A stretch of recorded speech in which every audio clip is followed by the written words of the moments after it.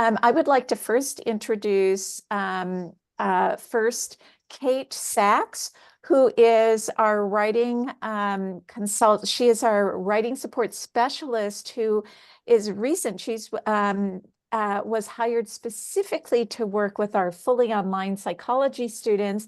And she is also here at the West LA campus and can work with any students who would like to drop by and work with her. And Kate, if you'd just like to say a brief hello. Hello, everyone. It's great to be here. Yes, I encourage everyone to make an appointment for a consultation or to submit work for written feedback. I'm always happy to meet with you all, so I'm happy to be here. Thank you. And Carlos Jimenez, who is our manager of writing support and has been here many years. And Carlos has just been a godsend and not only works with all of our students, but also is in charge of the APA review and dissertation completion. So Carlos, would you like to say hello? Yes, hello everyone. Great to see you all, some familiar faces. Happy to be here for our webinar series this term. Okay, so we are going to go ahead and get started, and we're going to start out with a poll. So and it's going to be anonymous. And the first question is, for which parts of the writing process are you using generative AI? And how often do you use it? So that's our first question. So we'll put up that poll. So let me just do that right now. Oh, Carlos, have you already posted it? Thank you. Sorry, I didn't realize I was on mute. Yeah, I went ahead and did that. Thank you. That's great. All right, so we have some responses here. So it was the second question that popped up, by the way. That's okay. That's fine. So this question that is posted is, has generative AI, for example, ChatGPT, helped you to become a better writer? So it's either a yes or a no question as a response. And the other one too, right, Gina? Did you want that one? Yes. And can we post the responses, Carlos? Sure. For the first one? Do we do that? Yes, for this first one. Do we just do end poll to post that? End poll and share results. Share results. Okay. So were you able to share those? Can everybody see those? Can people see the results of the poll? Yes. Yes? Okay. Okay. And so, Carlos, can you see them? Because I'm not seeing the responses. I believe yes, about 4 out of the 6 said yes, and Okay. 2 out of 6 said no. Okay, Yeah. and that's for, has generative AI helped you to become a better writer? Okay, Yeah. and then for the next poll is, for which parts of the generative of the writing process are you using generative AI? Okay, that one is launched. Okay, great. And so these are also frequency questions.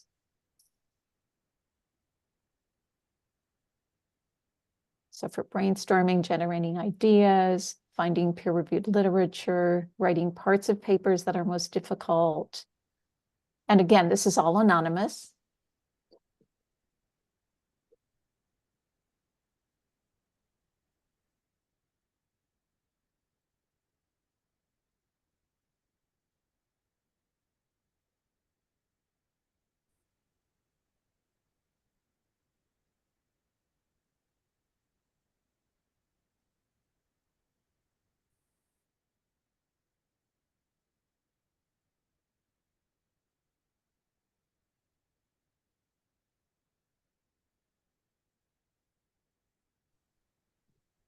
Looks like we got about 7 out of the 8 responses. And we might have, I think we had someone who just entered.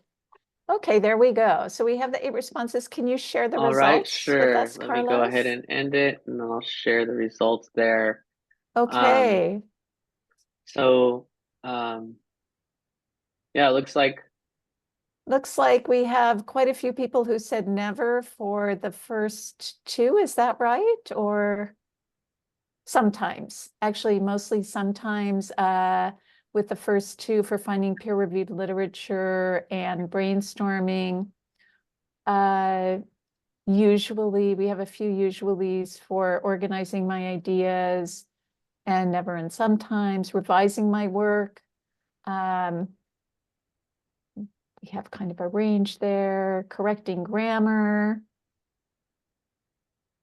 and writing most of the paper. We have most people who said never here. Okay. All right. So thank you for sharing. Very, very helpful for us. So I'll go ahead and then just move on. Thank you for your responses. And we're just going to talk very briefly. I'll give a definition about what is generative artificial intelligence, or AI, as is commonly known. Generative AI is an advanced computing system, and it relies on algorithms or sets of rules and deep learning to process and compose public information into human-like writing.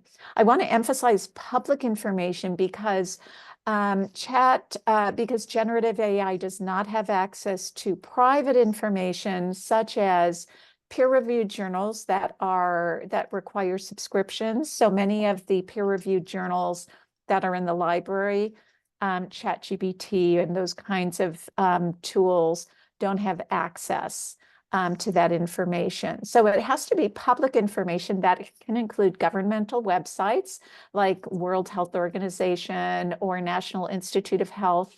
It can include social media. It includes everything on the internet and popular magazines and newspaper articles. So that's the kind of information that AI gathers for input and then uses to then write its material. So from there, I am going to introduce you to Kate Sachs, who is going to be talking about artificial intelligence and academic integrity. Okay, take it from here, Kate. Okay, hi everyone. So when we think about AI usage or any rules or standards that we have at Pepperdine, we always re-examine our mission statement. Pepperdine is a Christian university committed to the highest standards of academic excellence and Christian values, where students are strengthened for lives of purpose, service, and leadership.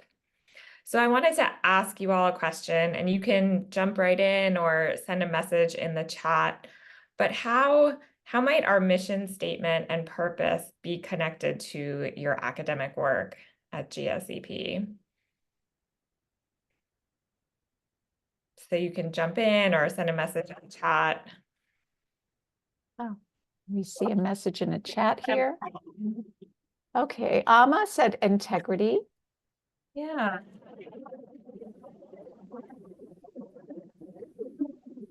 We have a little background information. We're getting some feedback. If people want to make sure their mics are muted. And Amma, would you like to comment on that? You used the word integrity. Sure. As a global leadership PhD student, and I'm sure with everybody else who are part of the Pepperdine community and culture, our belief is that we rise up to integrity, that we are true to who we are. We are, as Christians, created in the image of God, and that we carry that purpose of God's of being Christians, or the Christian mission of Pepperdine in our work, with honesty, with truthfulness, and integrity of our work. Yeah, I think that's a great answer. When we talk about our values, we talk about integrity and morality and honesty. And when we talk about academic excellence, we mean knowledge, and knowledge can only be earned through hard work. So, yeah, we can jump to the next. Okay. So I'll talk about some ethical uses of AI. Okay, so the best way to ensure that your work complies with APA format is to consult the 7th edition manual, but you can also check the accuracy of your reference page and text citations using an AI platform like ChatGPT, Gemini, or Claude. And I'm sure a lot of you are already familiar with Grammarly, which is another AI platform you can use to check your grammar. And you can use AI to generate ideas or lists related to a certain topic. For example, here, if you search for 10 challenges of first generation college students, you might get a list that includes the term imposter syndrome, which you can then search for in our library database. So in this case, you're using AI as a jumping off point.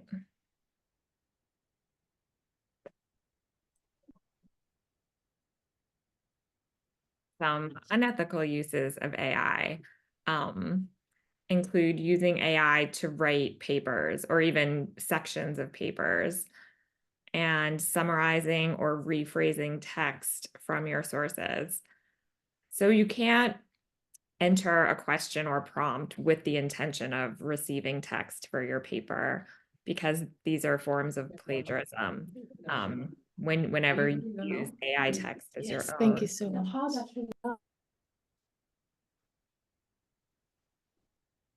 And now I wanted to ask you all about these scenarios. And again, you can jump in or answer in the chat. So, should AI be used to explain what theories should be applied to various cases? Do you guys have any? Absolutely not. Okay. Okay, good. And what about using AI to analyze text from books or articles?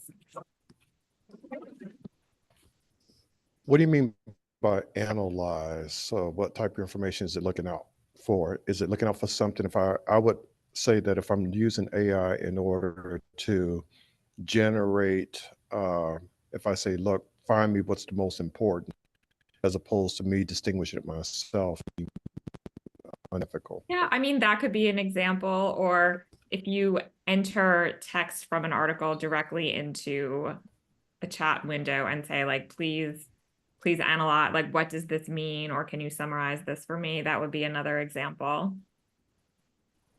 That would seem unethical as well. Oh, It I'm would seem sorry. to bypass, that would seem unethical as well. That would seem to bypass the learning experience. Yeah, exactly. Like in those cases, AI would be giving you answers, and as you said, it would be doing the work for you. And even though we all know that the material that you all read can be very dense and very complex, but it's so important to understand the literature that you read and become familiar with theories and the overall language of scholarly articles. And the more you read and the more you write, the easier it will. Could I make a comment on that as well? Yeah, please. So I see where is it your last name Jenkins, right? Where he's coming from, saying that like it's unethical, but I'll use like ChatGPT sometimes. I'm one of my classes right now is the Global Policy Experience, and the book that I'm reading is an economics book. And it says that it's a simplified explanation of economics. I don't agree. And economics for me is tough. It's not an easy subject to like pinpoint. So I use the ChatGPT just to, like I'll talk to my classmates, because when I talk to them, it's easy to understand it when we have a conversation about the particular topic. But I also like using ChatGPT to simplify it, right? So I don't feel like that's unethical just to give me a simpler explanation of the book, because or not the book, but the concept I'm reading in the book that I don't understand. So as you said, it's like a lot of the texts that we read are very dense. So I use the ChatGPT to, I'll say it just to make it as easy as possible. Explain it to me like I'm 5. I don't know, but just so I have a better idea, and then I can use that idea to explain it in a more doctoral level way, if that makes any sense. Okay, yeah. Yeah, I mean, I can see how you can use it to simplify terms. Mhm. Yeah. Okay, does anyone else have any? Well, I want to add that for English is not my first language, so I use the dictionary a lot when I'm reading the textbooks or even peer-reviewed articles. I never thought of using a ChatGPT for that, but now that I'm reading this, I am thinking that it's not wrong to ask GPT.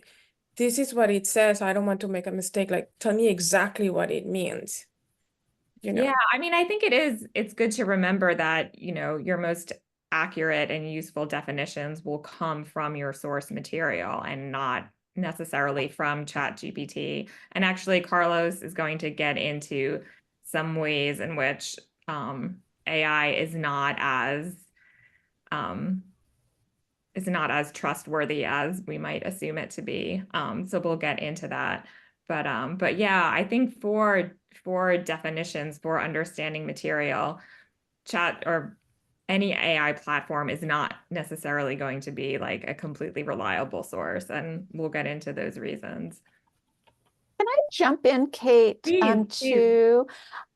what I do like, and I think, Sean, you mentioned this, is for simplification purposes, not that you're going to be copying and pasting that information, putting it into a paper, but that if you want to understand something on a more simplified level, I think that's a great use of AI. I don't think that any of us would disagree that that's problematic to do that. I think where it becomes problematic is when people are copying and pasting text from AI and putting it into their papers and relying on it instead of, after they have a good understanding of the ideas, putting those ideas in their own words. So, Sean, thank you for sharing that. I think that was a really good point that you made. Anyone want to add other things here? In terms of how AI can be used?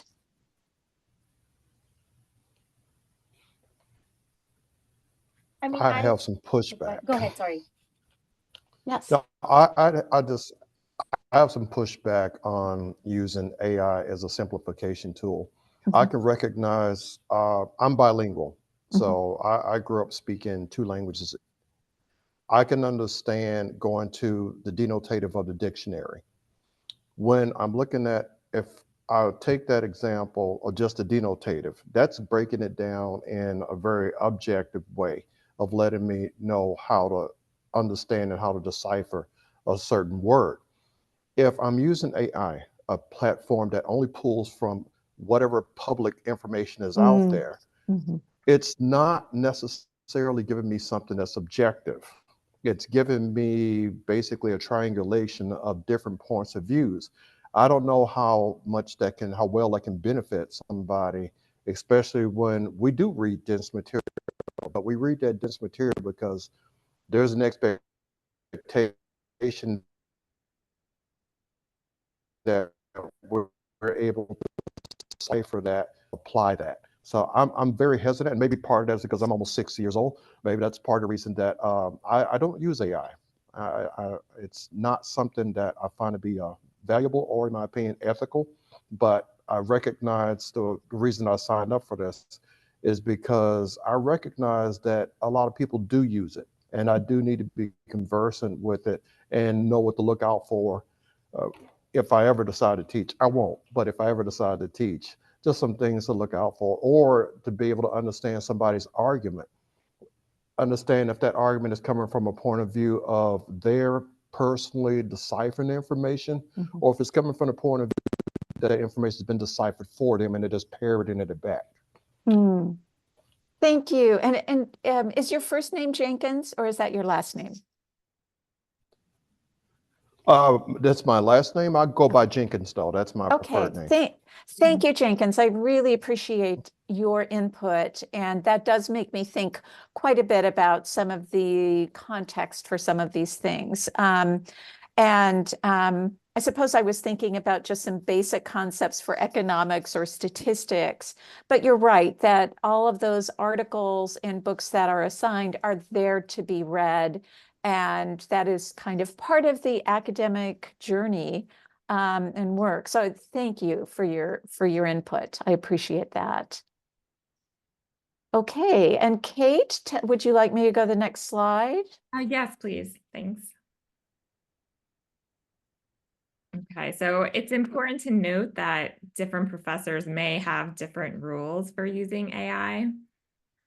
So we can jump ahead and look at some sample statements. So here we have a sample syllabus statement from a master's in education class. And we note that plagiarism is defined as lifting not just the words, but the ideas from another person or from a platform. And also that citations must be used not just when you quote, but when you paraphrase. And then we can jump to our next slide. So this sample statement notes the importance of communicating with your instructor about expectations. And if you don't have specific guidelines in your syllabus, it's a good idea to reach out to your instructor.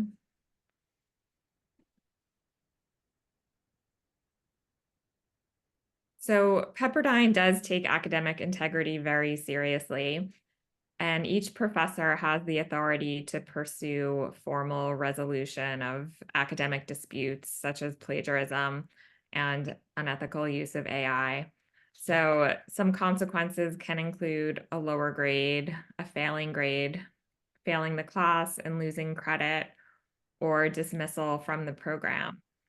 And recommendations can be made by professors and from the GSEP Appeals Committee, but the final decision is made by the GSEP Dean. And it's also important to note that if the work is published and later found to be plagiarized, consequences can include retraction of your work, your degree can be revoked, and possible legal action initiated by the original authors. And in these cases, the school can't protect you. So now I'm going to hand it over to Carla, who's going to talk about some of these downsides to generative AI. Sure. Yeah. Hi, everyone. So yeah, we do recognize there is, value in these tools. And they can be used for many different ways. Specifically, we're discussing the context of generative AI, right? So that is that software that's producing text or content there based on a prompt. They're also called large learning models, or I'm sorry, large language models. So that's the LLM. So you might see that term thrown around as well, large language models, but they're essentially referring to those generative AI tools such as like ChatGPT and Gemini on the Google platform and some of those others. But we'll focus on a few primary issues, primary problems there, focusing on accuracy. As Kate alluded to earlier, there's some bias there, cybersecurity issues, IP, and some equity issues. So we can cycle through a few of these, issues and talk about them. So one of the major issues there is revolving around this spread of inaccurate or unknown, unsourced information. So there's a common term that's used in the research, and it's referred to as these hallucinations, so these AI hallucinations. And it's essentially when these models produce or generate incorrect or misleading results, but is presenting them as if they are factual. So and the big issue is that it's not always clear where this information is coming from, and even in fact if it is accurate, right? So a couple of studies were done in our reference page in the last slide, which I'm sure we'll share this out to you. You can find more details on these particular studies, but I'll just kind of briefly summarize some of them there. So in this Gularia et al, they did these experiments where in one of them they prompted ChatGPT to write an article on on various topics. One of them was facial identification of humans wearing masks, and then they also gave it a second command to provide references, and then they critically analyzed those references that were generated. And so in general, while the information was correct or accurate, those references, they could not be located, or they were incorrect. In another instance there in the Al-Kaisi and McFarlane source, the researchers asked ChatGPT similarly to provide some short paragraphs on these different topics, medical and non-medical topics. And so while some of that information was generally correct, the academic sources that were labeled as such, they were either fabricated or they led to different articles. So that's the huge issue in terms of sourcing the information, right? So some of that data, some of that information may be, correct, and but it's actually where that information is coming from, or in the way it's presented, can be misleading there. So if you want to go to the next slide, a little bit on different types of bias. So there is evidence that points to these multiple forms of bias from the data. And so there are different areas here. One study was done on political bias. So it showed that the researchers claimed that these, it was basically asking ChatGPT to identify these political stances, so like Democrat and Republican stances, and also differences between like what they considered average and radical positions. And they found that what was deemed average and radical, it just varied greatly. And so in their conclusions, they claim that there was more of a left-leaning political bias with these responses. In terms of gender, there actually is this tool that's measuring the gender bias within these platforms. And so this article essentially was finding that some of the generic terms, such as like nurse and doctor, when they were put into these prompts, they were equating nurse with the female, she, and doctor with he, or the male, just automatically, so which and when the sentence is maybe ambiguous, they were automatically kind of assuming these roles, right? So we see some issues here. And then in terms of race, there's this ability for ChatGPT to create what's called these personas. And so a persona would be like a company or an institution that outlines some details about their business and objectives, and ChatGPT will create this persona or an imagined consumer, and with their age, gender, location, goals, all of these different characteristics of the personality of this persona, but it was being heavily stereotyped, included a lot of prejudiced information.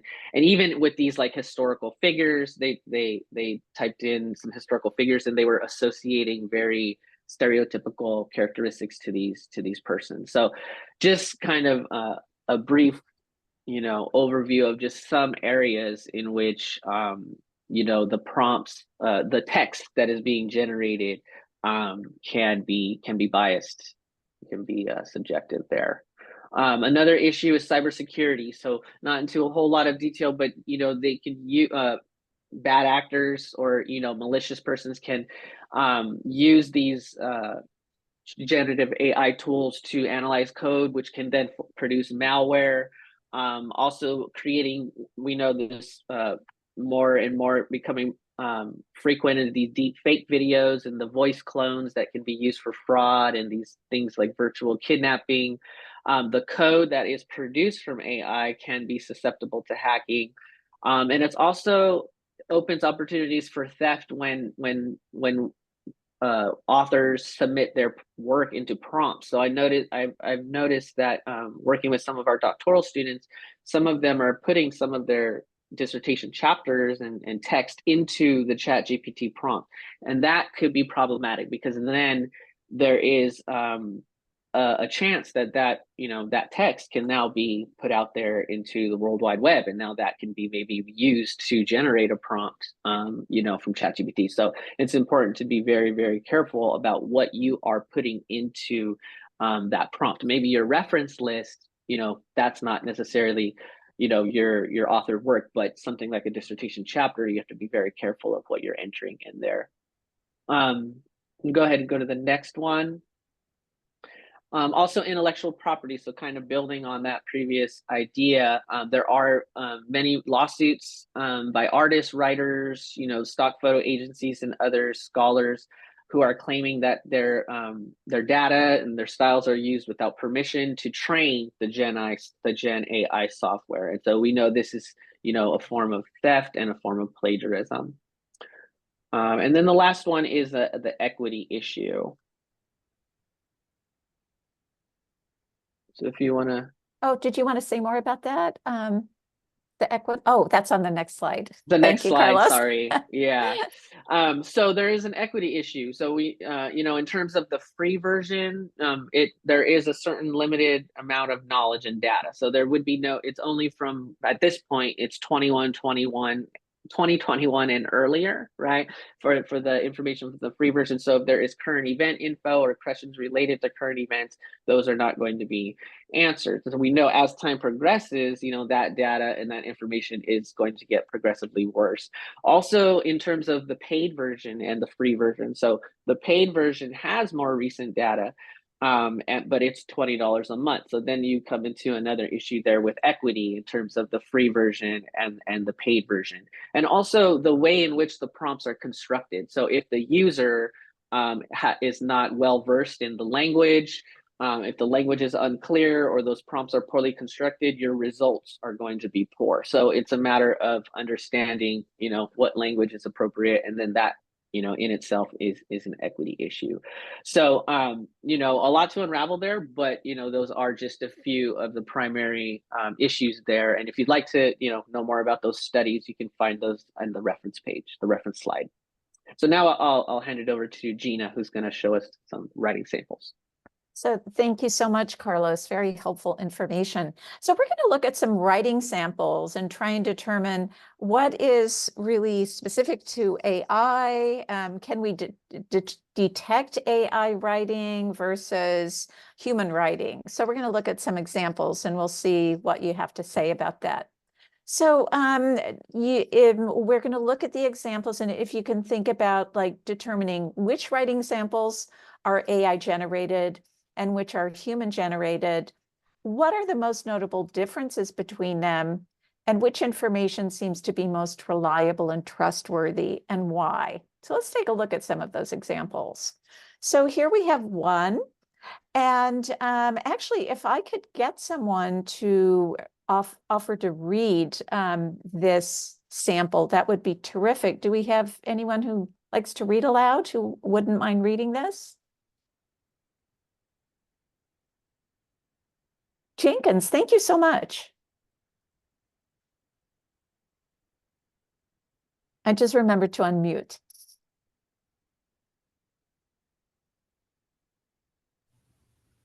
Okay. Thank So you. it says transracial adoption defined as the adoption of a child of one racial or ethnic group by parents of another has been a subject of considerable debate and research in the United States. This literature review aims to explore the experiences, challenges, and outcomes of transracial adoptees in the U.S., shedding light on the complexities surrounding their identity, formation, cultural belongings, and psychosocial development. Thank you so much. Okay, so I'm going to just ask you, and you can feel free to either raise your hand, and then we'll talk about your responses. Was the above writing AI generated or human generated? And what is the reason for your response? So take a look at that again. And then if I can just get some responses from people here, what do you think? And feel free to raise your hand. If you'd like to write your response in the chat, feel free to do that. So I'm already seeing a response in the chat. Amma's saying AI because there are no citations. Okay, thank you, Amma. Concur.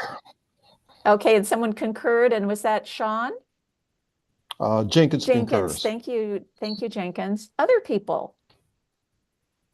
Just by a show of hands, how many of you would say it's human generated? Okay, I don't see any hands going up. I mean, How it could- many? it could be either to me. It's not really that complicated. So, Mhm. I mean, Okay, so the It- writing itself isn't that complicated, you're saying, so it could be either? yeah. Okay, okay, Yes, and same others? here. Same here.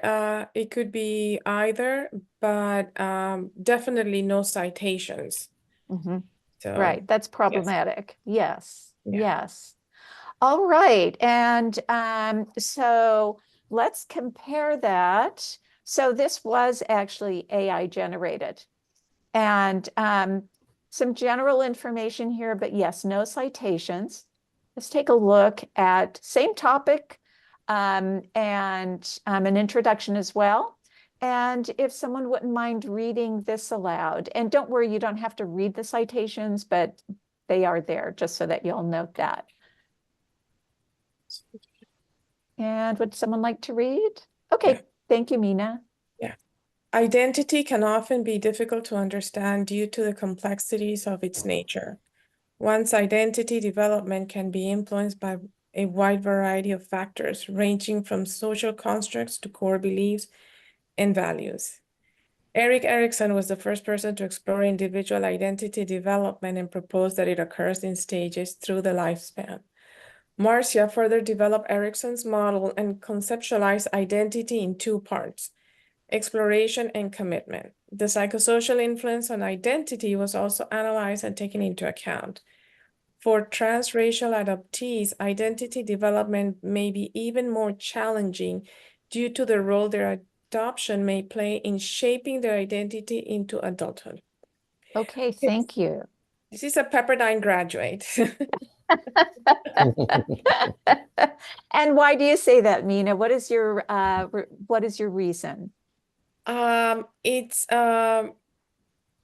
obviously it's not just the citations. It has to do with how it flows, and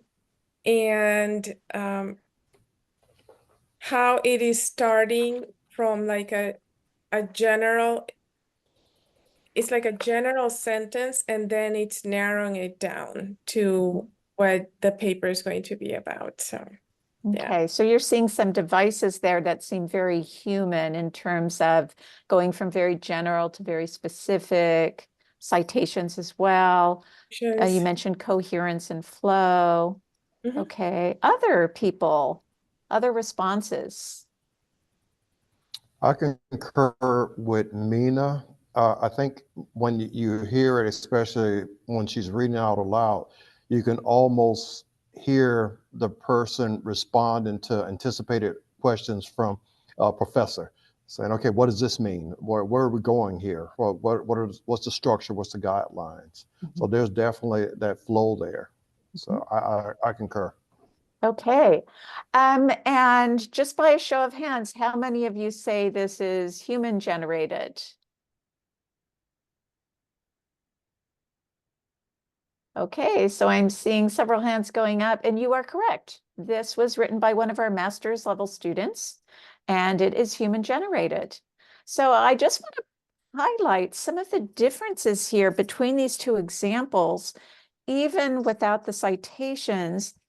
There's a depth and nuance of information that's here that wasn't in that other example.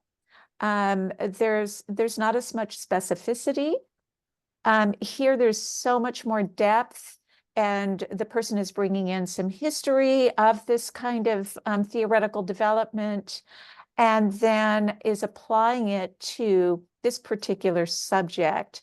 And we also are looking really closely at people here, transracial adoptees. They're not just talking about adoption or transracial adoption, but the adoptees in particular and their identity development. So let's look at some two more examples. Okay, so here we have another example, different topic. And if I could get someone to read this, and again, don't worry about reading the citations. Okay, great. Debbie, thank you. The greatest values that traditional martial arts offers is that it provides a means for the individual to become aware of their thoughts, feelings, and emotions, both related to the self and others, and can ultimately lead to more effective self-regulation.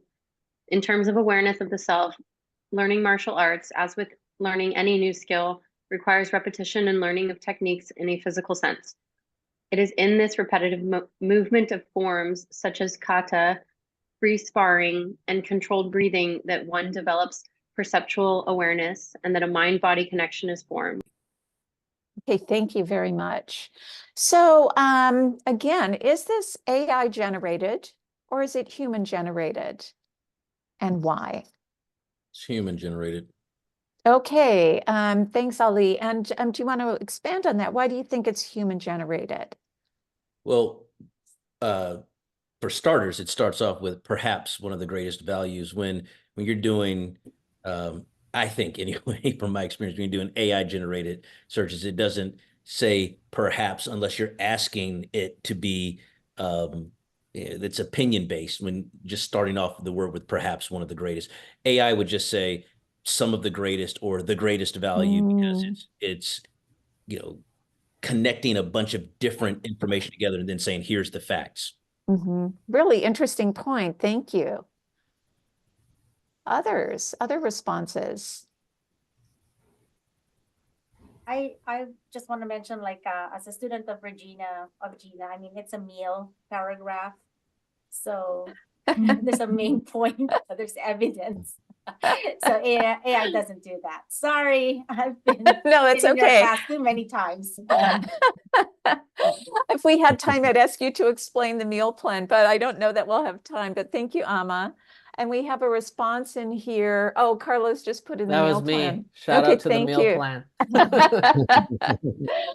All right, so just by a show of hands, how many of you would say that you agree with Ali that this is human generated?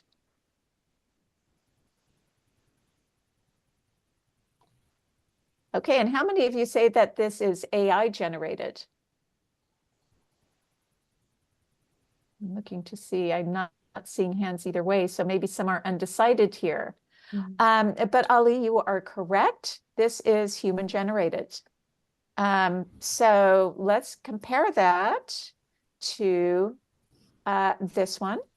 And if I can have someone else just read this short paragraph, that would be great. Again, don't worry about the citations. Sure, I'll read it. Okay, Oh, thank you. Okay. As individuals progress in their martial arts training and overcome challenges, they often experience boosts in confidence and self-esteem. According to a study published in the Journal of Psychiatric Research by Wang, participation in martial arts training was associated with significant improvements in self-esteem and self-efficacy among adolescents. This enhanced self-image can help individuals better manage negative emotions such as self-doubt and insecurity. Martial arts also provide a structured environment for the expression of emotions such as anger, frustration, and fear. By channeling these emotions into controlled movements and techniques, practitioners learn to manage them constructively rather than allowing them to escalate into harmful behavior. Okay, and thank you very much. And how many of you say this is generated by a person? We have citations here. We have some nuance. Okay, how many of you say this was generated by AI? Okay, so I see some hands going up. All right. Would you like to elaborate, some of you who raised your hands? Or feel free to write in the chat why you think this might be AI generated. It seems like a response to a question, a very narrow question. Very, very insightful. Do you want to say a little bit more about that? I felt that yes, I think that's the same thing that I felt about the last one, whereas instead of somebody who's actually poured through a bunch of data or research, it seems as if they asked a question and then and then started to fine tune the question, and AI just generated the rest. That's what it seems like to me. Okay, thank you. And you are correct. This is AI generated. Now it's the same topic, right? And we have citations. Interestingly enough, I looked up these citations and they are not real. None of these. There were actually some others as well in there. I didn't include all of the text.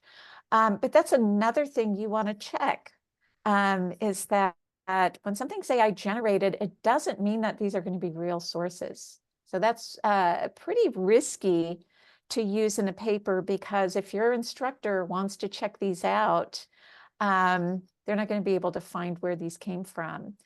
So something to keep in mind when when you're thinking about relying on AI written text and AI research. And I just noticed that sorry, I Yeah, just go right noticed that at ahead. the end of that, Mhm. it wasn't APA for the APA doesn't do the et al for the authors with the citations with the new format. That's really interesting. And that's very interesting. And I did add the et al myself because it just listed a string of authors. So I put that into APA 7th format. Thank you for noticing that. Okay, so these are things to watch for, so if one, there are no citations, or if the citations are fake, then do we really know if this information is reliable? So it's something to think about. So Turnitin is now capable of detecting and reporting plagiarism from AI-generated text. And many of you may not know it, but AI will show up in the report, and unfortunately, students won't see it, but the administrator of the learning management system or of the class will see it. So I'll just show you an example of that. Other applications can also detect AI plagiarism, but Turnitin is the most reliable. Here's an example of a Turnitin report. Just going to enlarge this so that you can see this a little bit. It's de-identified, but here's the beginning of the student's paper. And then here's where the plagiarism begins. And this is all AI written.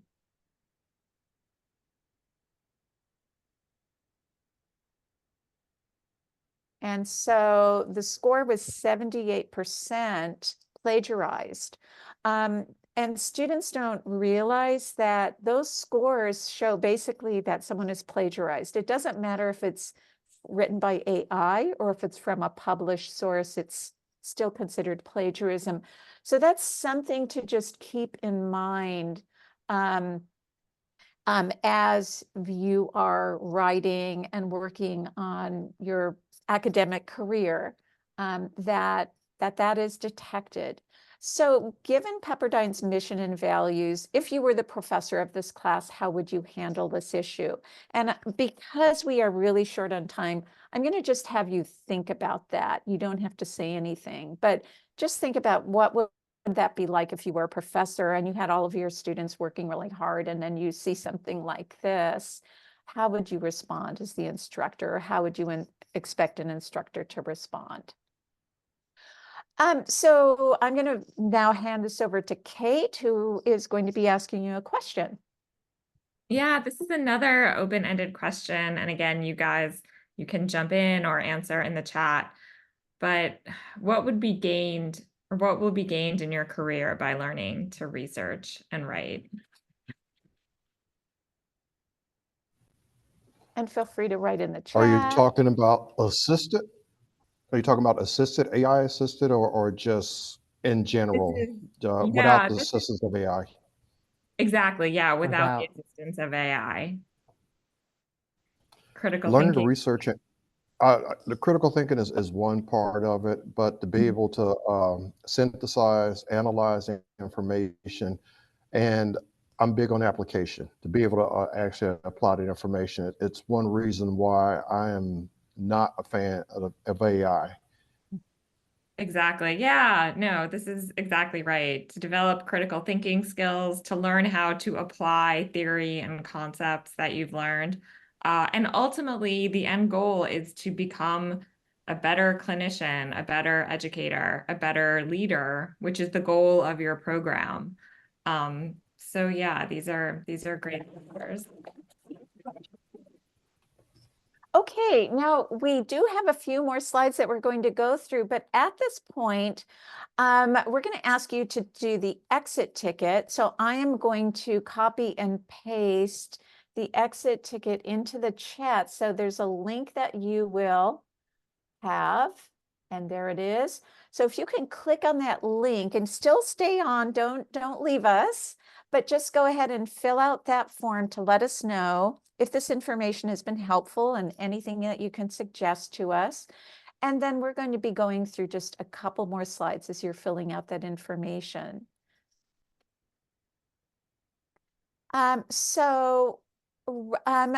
some quotes here by some really famous writers, and you know, something that I think we all really want to emphasize is that writing is a struggle. It's not easy. And this is why a lot of people, I think, when they are rushed, when they are stressed, if they feel like they're not good enough, they want to avoid this pain, the struggle. But I liken writing and the struggle in writing to the struggle in life, athletics, art, anything that is valuable and worthy is worth the struggle. So we're not going to become famous football players if we don't get out there and hurt ourselves and strain the muscles and work the muscles. And it's the same with writing. So we're just going to read some of these quotes.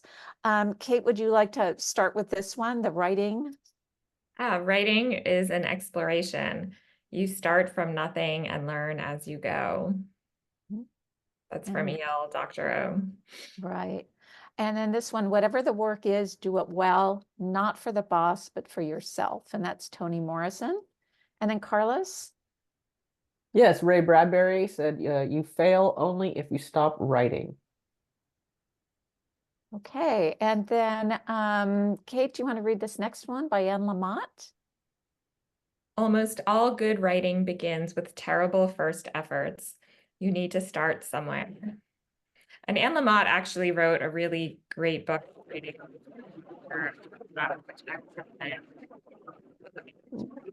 It's not about academic writing specifically, but writing more generally. Thank you, Kate. And this one is, you can always edit a bad page. You can't edit a blank page. So just begin with some writing, even if it's not good. And that's by Jodi Picoult. And then Carlos?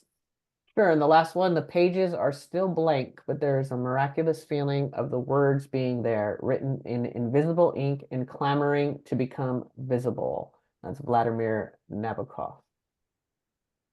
Very famous writers. And then we just have our references page, you know, here for you, and we will send you all the PowerPoint.